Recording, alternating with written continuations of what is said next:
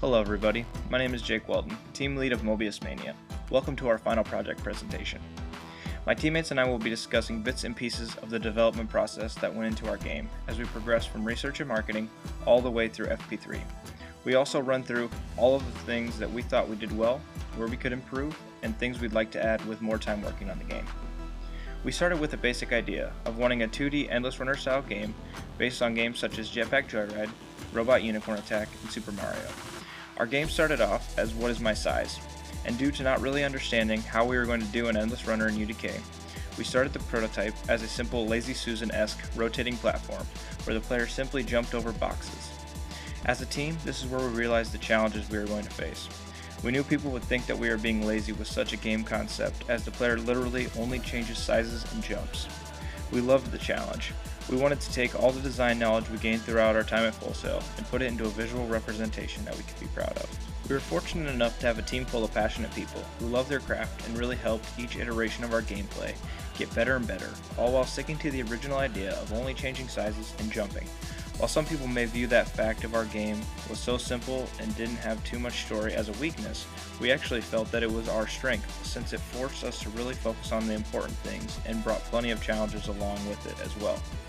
We wanted the player to have to keep playing our game to get better, but we also wanted it to be easy as picking it up and playing, having a great time, and setting it down. The player is forced to be engaged in our gameplay, but isn't forced to spend hours upon hours playing to experience the full effect of the game. Overall, we feel as a team that our game does accomplish our original idea. We went through a lot to get where we are. We had a lot of terrible ideas, which my teammate Adam will elaborate on, and just enough good ones to get to this final build.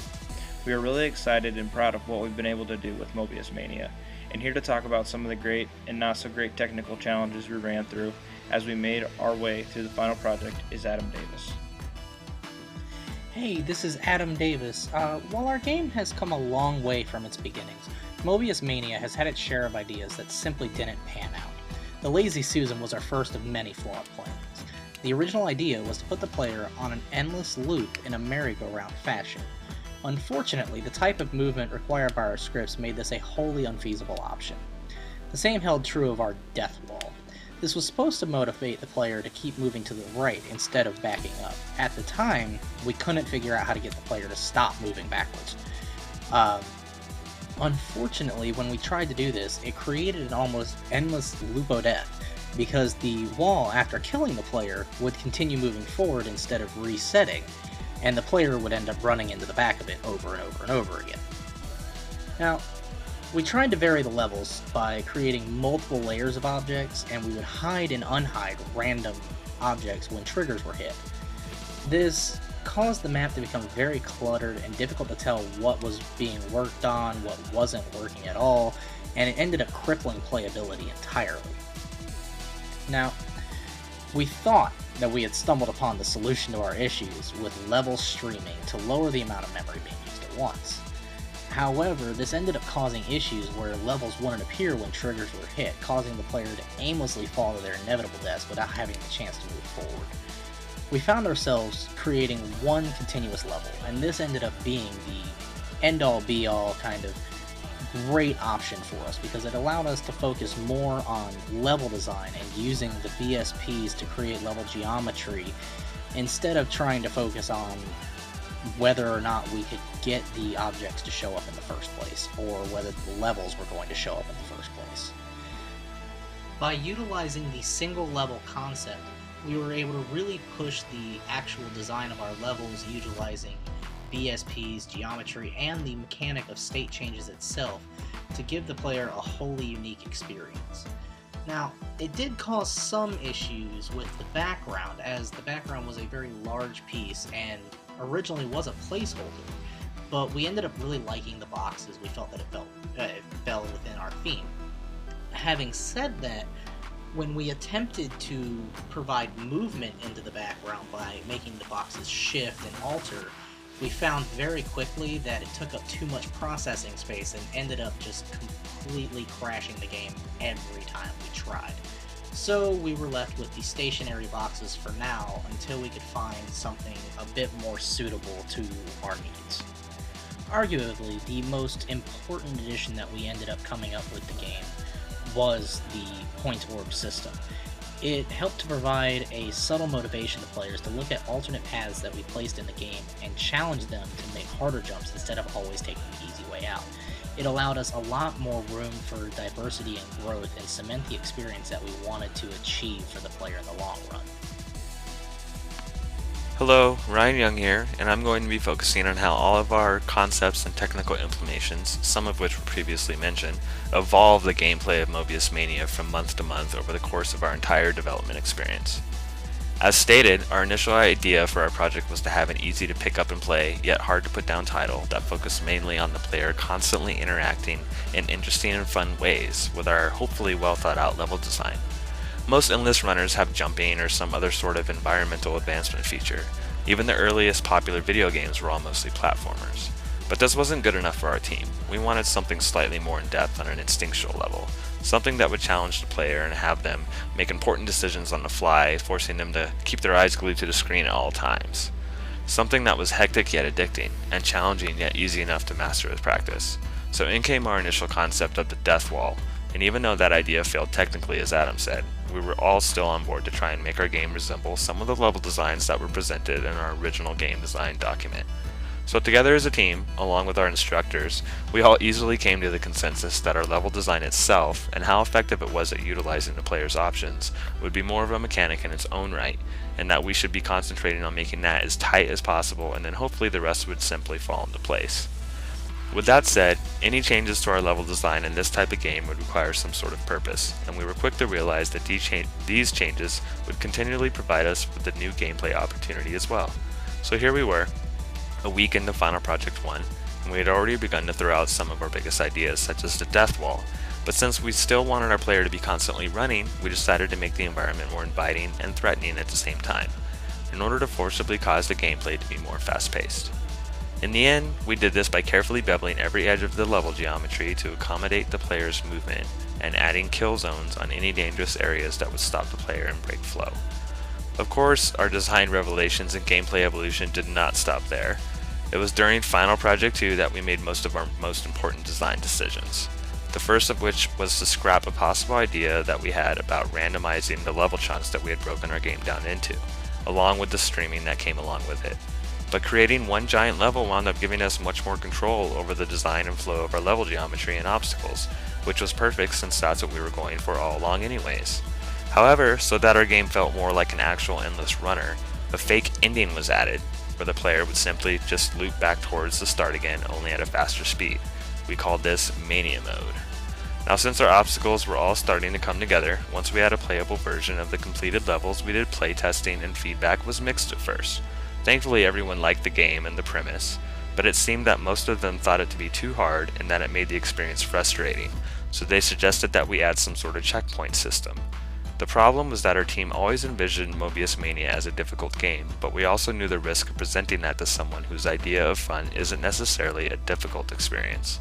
So ultimately we compromised as a team and with our audience and came up with a new mechanic called the second chance jump.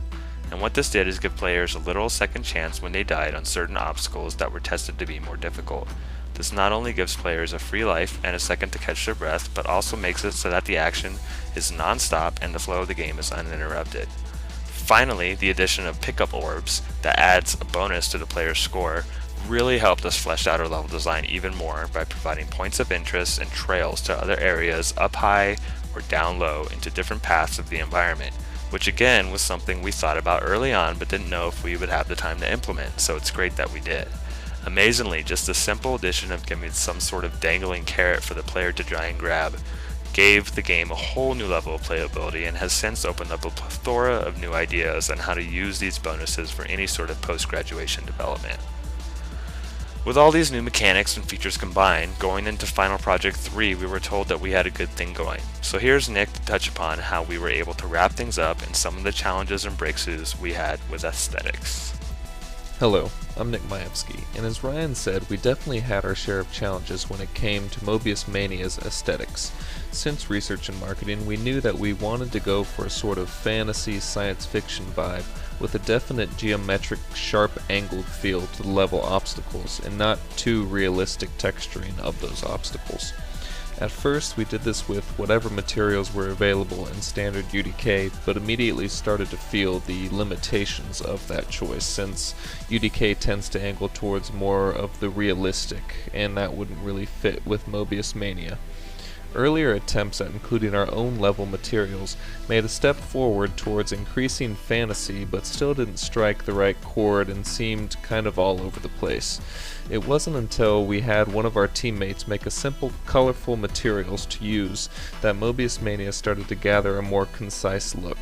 In fact, the use of a variety of bright colors was something we felt helped Mobius Mania stand out from the usual browns and grays that you find in UDK's standard color palette. When it came to sounds and music, we also went through several iterations until getting assistance from an excellent colleague in the music degree at Full Sail. Overall, one of the things we learned about music that we'll remember for the future is that it's best to wait until much later in the development cycle to implement, or you'll run the risk of getting really tired of the music, and no matter how good it is. Thankfully, the audio guys we collaborated with produced excellent work that we feel really enhances the game overall. Another learning experience for the team was realizing how big of an impact a well-made front end has on the game. Our placeholder title screen was sufficient for what we needed earlier in the project, but due to so many of our other commitments, we ran into the risk of staying with it and not giving a great first impression of our game. Thankfully, one of our teammates was able to help from a game artist at Full Sail to create a new title screen that incorporates elements such as the infinity logo from the prototype and small visual touches such as the laser obstacles on parts of the front of the words themselves. Little touches like this really help to elevate the front end experience of our game, and we've received a lot of positive comments on it since its inclusion. Looking back on what we included in the game design document as far as the general aesthetics of the game, we feel we actually came pretty close to our original vision. And now, to wrap things up, here's Geraldo. Overall, the entire Mobius Mania team is extremely proud of what we were able to accomplish with our game. Throughout its evolution, we focused on what we felt were the most important elements of a gameplay experience that would showcase all of the things that we learned while at Full Sail. Through precise level design, consistent action, and a low barrier of entry to gameplay, we believe we've delivered a final project to be proud of. We're pleased at how our game really encourages the player to adopt to a state of flow with our size changing and jumping of obstacles. In Mobius Mania, it's muscle memory and attention that will get you far. And our focus on perfecting the level design was in an effort to distill the experience into an engaging one that you'd want to keep playing. We strove to ensure that it was enjoyable and that the challenge was sufficiently tweaked, so that it shouldn't be impossible to play, but also that you wouldn't be thinking about what you were going to get for dinner out of boredom while you were playing. As Jake had mentioned in the beginning, we always felt that our best path to showcasing the application of the things we had learned was to avoid getting too deep into a story that players may not ultimately care about, and also to circumvent a lack of artificial intelligence with a set level of challenge. While we're happy with the way the game is played, we can see that replayability remains a challenge, and that ultimate reward is a bit thin. Since we've all planned to continue working on the project after our graduation and are shooting for a release on mobile devices, one of the many items on our to-do list is improving the replayability of the game. Fleshing out a slightly meatier narrative as to why your player is endlessly running away, and also greatly improving the overall feel with better level assets and more unique interactions, is something we plan to add as part of these releases. We're thrilled to have been able to work together as a team, and with the many great instructors and producers who helped us realize our vision during our time at Full Sail. On behalf of Jake Weldon, Nick Maiefski, Brian Young, Adam Davis, and myself, we hope you've been able to learn a bit about our process for the past 4 months as we brought Mobius Mania from concept to fruition. Thanks for watching.